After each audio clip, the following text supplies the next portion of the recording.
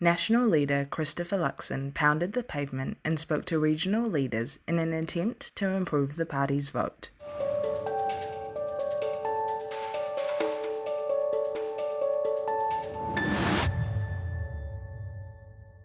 Yeah, well, look, I mean, that's really partly why I'm here, because, the reality is that, we had a very poor election result in 2020.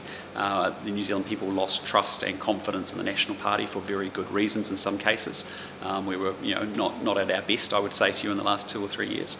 And really that's what the events before Christmas and the transition to me as the new leader has all been about, which is saying, hey, listen, we're turning the page, we're focusing on the New Zealand people.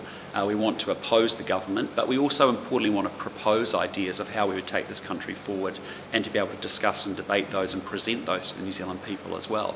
And so that's a really important thing, that we're able to do both those pieces.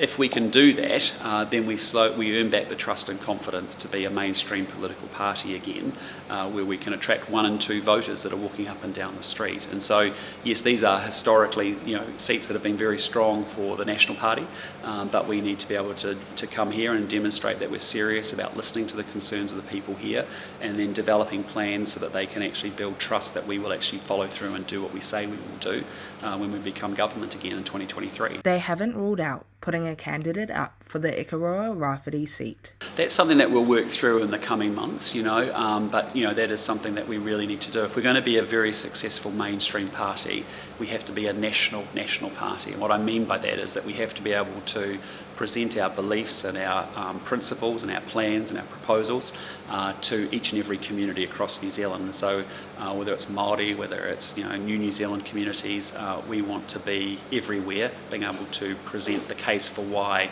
we think our government would be good for those communities. And so, but that's the work that we've got to do in the next 6 months.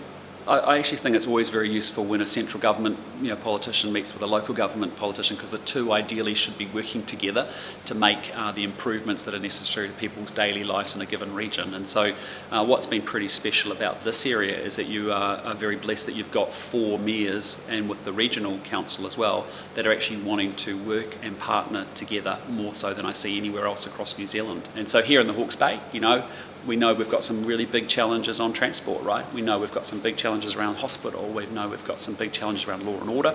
And as you mentioned, skill shortages as well. They're probably the big 4 as I sort of listen to people today.